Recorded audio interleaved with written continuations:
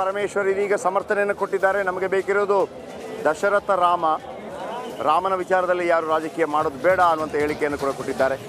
ನಿನ್ನೆಯಷ್ಟೇ ನಾವು ಮಹಾತ್ಮ ಗಾಂಧಿ ಪ್ರೀತಿಸುವ, ಮಹಾತ್ಮ ಗಾಂಧಿ ಆರಾಧಿಸ್ತಾ ಇದ್ದಂಥ ರಾಮನ ಭಕ್ತರು BJP ಆರಾಧಿಸುವ ರಾಮನ ಭಕ್ತರಲ್ಲ ಅನ್ನುವಂಥ ಒಂದು ಪರೋಕ್ಷ ಹೇಳಿಕೆಯನ್ನು ಕೊಟ್ಟಿದ್ದರು. ಅಲ್ಲದೆ ಮಹಾತ್ಮ ಗಾಂಧೀಜಿಯವರು ಪ್ರಾಣ ಬಿಡುವಾಗಲೂ ಕೂಡ ಹೇ ರಾಮ್ ಅಂತ ಹೇಳಿದರು ಅಂತೇಳಿ ಮುಖ್ಯಮಂತ್ರಿ ಸಿದ್ದರಾಮಯ್ಯವರು ಹೇಳಿದರು. ಇದೀಗ ದೊಡ್ಡ ಚರ್ಚೆಗೆ ಕಾರಣವಾಗಿದೆ. ಈ ನಡುವೆ BJPಯವರು ಸಿದ್ದರಾಮಯ್ಯ ವಿರುದ್ಧ ಮುಗಿಬಿದ್ದಿದ್ದಾರೆ. ಈ ನಡುವೆ ಗೃಹ ಸಚಿವ ಪರಮೇಶ್ವರ್ ಅವರು ಹೇಳಿದ್ದಾರೆ, ನಮಗೆ ಬೇಕಿರೋದು ದಶರಥ ರಾಮನ ವಿಚಾರದಲ್ಲಿ ಯಾರು ಕೂಡ ರಾಜಕೀಯ ಮಾಡಬಾರ್ದು ಅನ್ನುವಂಥ ಹೇಳಿಕೆಯನ್ನು ಕೂಡ ಕೊಟ್ಟಿದ್ದಾರೆ.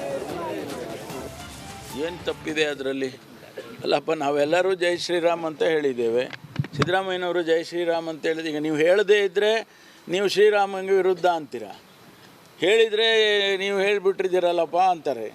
ಅಂದರೆ ಯಾವುದು ಸರಿ? ಇದು ಹೇಳಿದ್ದು ಸರಿನಾ, ಹೇಳದೇ ಇರೋದು ಸರಿನಾ? ನಾವು ಕೂಡ ನೋಡಿ, ನಾವೆಲ್ಲ ಶ್ರೀರಾಮನ ಭಕ್ತರೇ. ಒಂದಲ್ಲ ಒಂದು ರೀತಿಯಲ್ಲಿ ಶ್ರೀರಾಮನ ಆದರ್ಶಗಳನ್ನು ಪಾಲನೆ ಮಾಡಬೇಕು ಅಂತ ನಾವೆಲ್ಲ ಹೇಳೋರೆ.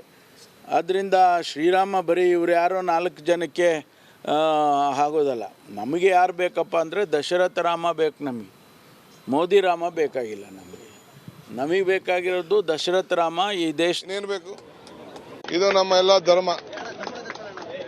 ಸೊ BJP ಅವ್ರ ಪಾಪ ಅವ್ರಿಗೆ ಇನ್ನೇನಿಲ್ಲ. ಅವ್ರೇನಪ್ಪ ಅಂತಂದ್ರೆ ನಮ್ಮನ್ನೆಲ್ಲ ಏನಾದ್ರು ಒಂದು ಫೋಟೋ ಮಾಡಿಬಿಟ್ಟು ಇವರು ಹಿಂದೂ ವಿರೋಧಿಗಳು ಧಾರ್ಮಿಕ ದತ್ತಿ ಇಲಾಖೆನ ಮಾಡಿಬಿಟ್ಟು ರಾಮಲಿಂಗಾರೆಡ್ಡಿ ಅವರ ನೇತೃತ್ವದಲ್ಲಿ ಇಡೀ ರಾಜ್ಯದಲ್ಲಿ ಎಲ್ಲ ದೇವಸ್ಥಾನಗಳಿಗೂ ಪೂಜೆ. ಪ್ರತಿನಿಧಿ ನಮ್ಮೊಂದಿಗೆ ನೇರ ಸಂಪರ್ಕದಲ್ಲಿದ್ದಾರೆ. ವಿಜಯ್, ಒಂದು ಕಡೆ ಅಯೋಧ್ಯೆಯಲ್ಲಿ ನಾವಿದ್ದೀವಿ. ರಾಜ್ಯದಲ್ಲಿ ಏನಾಗ್ತಾ ಇದೆ? ರಾಮ ಮಂದಿರಕ್ಕೆ ಸಂಬಂಧಪಟ್ಟ ಹಾಗೆ BJP, JDS, ಕಾಂಗ್ರೆಸ್ ನಡುವೆ. ಜಯಪ್ರಕಾಶ್, ಅಯೋಧ್ಯೆ ರಾಮ ಮಂದಿರ ಉದ್ಘಾಟನೆಯ ವಿಚಾರ ಕಾಂಗ್ರೆಸ್ ಮತ್ತು ಬಿಜೆಪಿ ನಡುವಿನ ವಾಕ್ಸಮರಕ್ಕೆ ರಾಜಕೀಯ ವೇದಿಕೆಯಾಗಿ ಮಾರ್ಪಟ್ಟಿರುವಂತದ್ದು.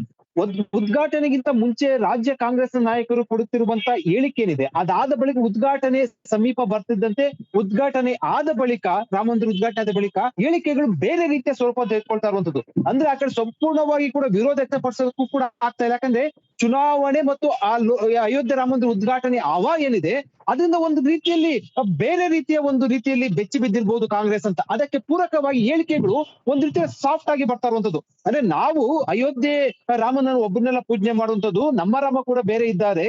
ಮತ್ತು ಜೊತೆಗೆ ಆ ರಾಮ ಮಂದಿರ ವಿಚಾರಕ್ಕೆ ಸಂಬಂಧಪಟ್ಟಂತೆ ಕಾಂಗ್ರೆಸ್ನ ಹೇಳಿಕೆ ಒಂದು ರೀತಿಯಲ್ಲಿ ಸಾಫ್ಟ್ ಆಗಿರುವಂತದ್ದು. ಜೊತೆಗೆ ಈಗ ಒಂದು ಹೆಜ್ಜೆ ಮುಂದೆ ಹೋಗಿರುವಂತ ಸಿದ್ದರಾಮಯ್ಯ ಜೈ ಶ್ರೀರಾಮ್ ಅಂತ ಘೋಷಣೆ ಕೂಗುವ ಮೂಲಕ ನಾನು ರಾಮನ ವಿರೋಧಿ ಅಲ್ಲ ಅಂತ ಒಂದು ಸಂದೇಶ ಕೊಟ್ಟಿರುವಂತದ್ದು. ಅದರ ಜೊತೆಗೆ ಇದು BJP ರಾಜಕಾರಣ ಮಾಡ್ತಾ ಇದೆ ಅನ್ನುವಂಥದ್ದು ಒಂದು ಜನತೆಗೆ ಸಂದೇಶ ಕೊಡುವಂತದ್ದು. ಇದನ್ನೇ ಕೂಡ ಈಗ BJP ಅಂದ್ರೆ ಕಾಂಗ್ರೆಸ್ನ ನಾಯಕರು, ಮುಖ್ಯಮಂತ್ರಿ ಸಿದ್ದರಾಮಯ್ಯ, DK ಶಿವಕುಮಾರ್ ಸೇರಿದಂತೆ ಕೊಟ್ಟಿರುವಂತಹ ಹೇಳಿಕೆ ಏನಿದೆ ಶ್ರೀರಾಮನ ಸಂಬಂಧಪಟ್ಟಂತೆ, ಅದಕ್ಕೆ ಈಗ BJP ಕೂಡ ಕೌಂಟರ್ ಅನ್ನ ಕೊಡ್ತಾ ಇರುವಂತದ್ದು. ಒಟ್ಟಾರೆಯಾಗಿ ರಾಮ ಅಲ್ಲ, ನಮ್ಮ ರಾಮದೇ ಕೂಡ ಬೇರೆ ಇದೆ ಅನ್ನುವಂಥದ್ದು. ಜೊತೆಗೆ ಮುಖ್ಯಮಂತ್ರಿ ಸಿದ್ದರಾಮಯ್ಯ ಬಹಿರಂಗವಾಗಿ ಟ್ವೀಟ್ ಅನ್ನ ಮಾಡಿದ್ರು. ಅಂದ್ರೆ ಒಂದ್ ಕಡೆ DK ಶಿವಕುಮಾರ್ ಕೂಡ ಟ್ವೀಟ್ ಅನ್ನ ಮಾಡಿದ್ರು. ಅಂದ್ರೆ ಗ್ಯಾರಂಟಿ ಯೋಜನೆಗೆ ಸಂಬಂಧಪಟ್ಟಂತೆ ಲಿಂಕ್ ಅನ್ನ ಮಾಡಿ ಅದು ಏನು ಶ್ರೀರಾಮ ಸಂಬಂಧಪಟ್ಟಂತೆ ರಾಮರಾಜ್ಯ ಅಂತ ಹೇಳಿಕೆ ಕೊಟ್ರು. ಅಂದ್ರೆ BJPಯ ಒಂದು ಅಂದ್ರೆ ರಾಮ ಮಂದಿರ ಉದ್ಘಾಟನೆ ಬಳಿಕ BJP ಸಂಬಂಧಪಟ್ಟಂತೆ ವ್ಯಕ್ತವಾಗ್ತಿರುವಂತ ಹೇಳಿಕೆ ಏನಿದೆ ಅದಕ್ಕೆ ಕೌಂಟರ್ ಕೊಡುವ ನಿಟ್ಟಿನಲ್ಲಿ ಕಾಂಗ್ರೆಸ್ ನಿರಂತರವಾಗಿ ಇರುವಂತದ್ದು. ಅಂದ್ರೆ ಇದರ ಅರ್ಥ ಮುಂಚೆ ಭಾರಿ ವಿರೋಧ ವ್ಯಕ್ತಪಡಿಸಿದ್ರು,